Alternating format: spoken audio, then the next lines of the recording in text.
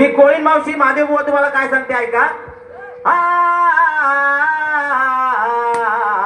आ, की माझ्या पापलेटची सर तुझ्या त्या शिंगाळ्या आला नाही, की माझ्या पापलेटची सर तुझ्या त्या शिंगाळ्या आला नाही, आणि माझ्या सुरमईची सर तुझ्या त्या बागड्याला नाही, की माझ्या कोलंबीची सर तुझ्या त्या डोंबेला नाही, की माझ्या कोलंबीची सर तुझ्या त्या डोंबेला नाही, आणि माझ्या चिपळीची मोरेची सर तुझ्या त्या निवट्याला नाही.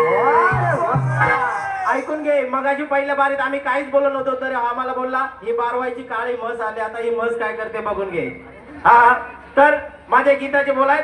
दिस सोन्याचा उगवला चैत पाकाच्या महिन्याला, अगाय मावले तुझी मानाची पालखी निघाले कारल्याला.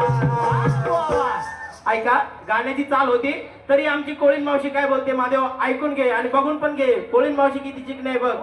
अशी तुला कोळीन मावशी अख्ख्या महाराष्ट्रात भेटणार नाही, बघून घे. बारवाईवाडीची बघून घे.